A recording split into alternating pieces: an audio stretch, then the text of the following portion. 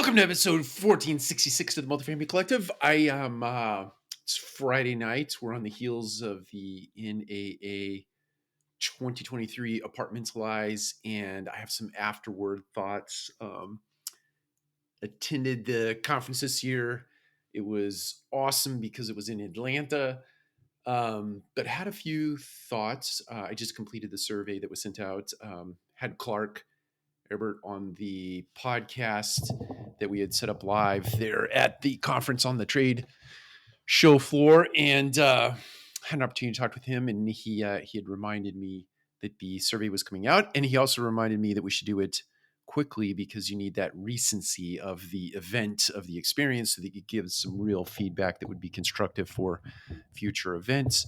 And one of the things that there were a couple of things in the survey that I thought were interesting, or questions that were asked that were interesting. One was about the format of the educational sessions, and I'd actually attended Lisa Trozine and Suzanne Hobson's. It was a debate. Forgive me, I don't remember the name of the actual session, but it was set up in a debate format. So Suzanne had taken one side of the debate, and I think it was centralized leasing, and then Lisa had taken the other side of that debate. And so there was centralization as it relates to leasing, I think, was the main topic. But the format I thought was genius. And I thought it was genius because, or at least as I compare and contrast to years past, now obviously I've not attended every single educational session at every NAA, but I'd not seen this format before in this particular conference. And so I thought it was great because it really teased out the downside of centralization as it relates to leasing, or centralization in general. And then it really did highlight the areas that were beneficial for that experience as it relates to the consumer, as it relates to team members, etc. But I thought the format is something that we need to see more of in future conferences, simply because it does take two sides of an issue. And I think in some cases it teased out even better ideas as they were working through the debate. There were things that were turning in my mind, ideas that were turning in my mind, and certainly in the audience with the Q&A at the end. But I think we should see more of that in future iterations of the Apartmentalize conference. I was disappointed in the Thursday night event. It's always the big party. I think comparing and contrasting it against years past in San Diego, where there were big headliners, concerts that I thought were spectacular. But here in Atlanta, the venue was amazing. You can't. There's probably not a better venue. I mean, you could argue size of venue as it relates to intimacy and or just sheer size. But Mercedes-Benz is an amazing venue. But I think what was programmed as it relates to entertainment was a little bit lacking, at least compared to years past. And the food was, it was just okay. So that's one thing that I would encourage organizers to think about in the future. Just, I think the entertainment component is important. Having a DJ with a dance sort of scenario this year was just, I don't know. It's not for everybody. I'm sure certainly a lot of people are having fun with it, but it's just not for everyone.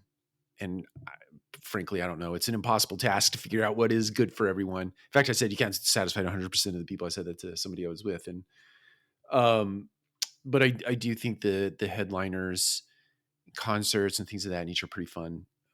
That's one guy's opinion. So take it for what it's worth. And I think the trade show, it's interesting. I understand that scale and mass is important as it relates to putting on a good show, making sure that the fundraising event that NAA is, or the Apartmentalize is super important to fund certainly other initiatives that are unrelated to Apartmentalize. It's a great fundraising activity, and that's in my head the overarching premise for the conference in the first place. So mass matters, scale matters, but the trade show floor is just incredibly overwhelming, and it's almost too much. Um, and I say that as it relates to the educational sessions. So it forces you to make a trade off between seeing the sessions or doing the trade floor. And it's very hard to do both. Even if you send a mass group of people from your company, you still have a hard time fitting everything in unless you sit down and literally spend a fair amount of time strategizing and then force playing people to go to things that they may or may not want to go to, just so you can get exposure to the various things that are happening. So anyway, I don't know how you improve that. I don't know if there is a way to improve that. It's a big conference and there is a lot going on, and it's impossible to fit it all in. And I'm not sure that you have to fit it all in, but it would be nice to have sort of a good mix between the sessions and the trade show floor itself. But anyway, I think that was awesome. I do think that it's interesting. I live in Atlanta, but I would say that it's they are building a new hotel next to the World Congress Center. So maybe the next time it is hosted in Atlanta, be a little bit less disconnected. But because many of the hotels are far from the center itself, I think it's a little bit disconnected. And definitely with Atlanta temperatures, I can't imagine a lot of people enjoy being bussed back and forth and or walking back and forth to their hotels. So maybe that hotel that I think opens in the fall would be a good addition to the conference venue. But I love San Diego for the reason that all the hotels are very close to the venue itself, and I think that the San Diego Convention Center is just an amazing center. Also, I just love running along the waterside while I'm there.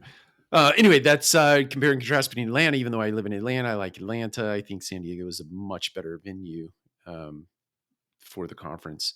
I've never been to the Pittsburgh conference or New Orleans. I know those are upcoming, and Denver, I think, is in the mix, if I'm not mistaken, at some point. But anyway, all that being said, I think overall the conference was amazing. It's always a good time to catch up with incredible friends that one makes over the years, especially if you've been in the business for a very long bit of time, or you have any presence on social media. You run into a lot of people that you've never met in person, but seem like dear old friends because you have that connection. So it was awesome to see some people I'd never seen before in person, like Barbara Savona was one.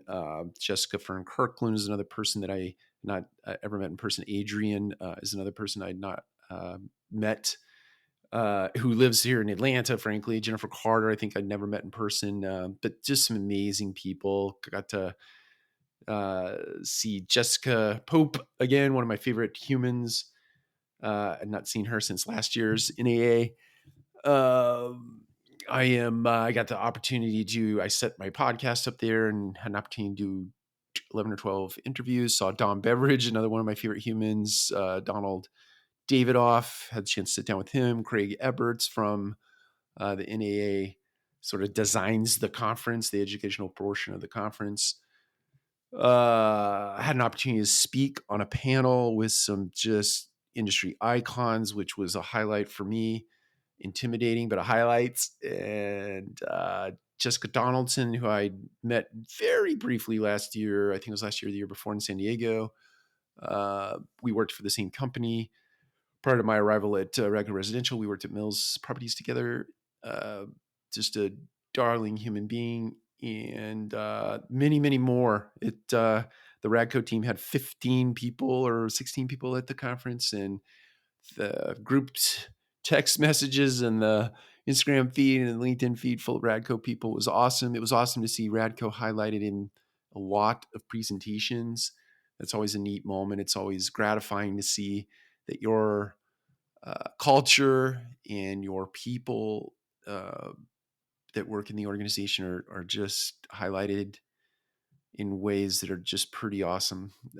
We have a tremendous group of people that come together and make Radco what it is. And I couldn't be any more proud of each and every one of them. Had some presenters, had some highlights and different presentations from different people who were speaking. and that was just pretty cool. Makes my heart happy. Um, well, I'll just cut it there. That's 10 minutes. That's longer than I normally do a podcast for. I'm very fatigued. It's Friday. I'm an introvert, so 3 days of massive stimulation have really rocked my batteries. So I'm and my voice. So I'm going to cut it here. And we have a lot of content that we'll be releasing over the next couple of weeks that we recorded from the trade show floor. So that will be pretty interesting. We'll see how that goes. All right. Take care. We'll talk to you again soon.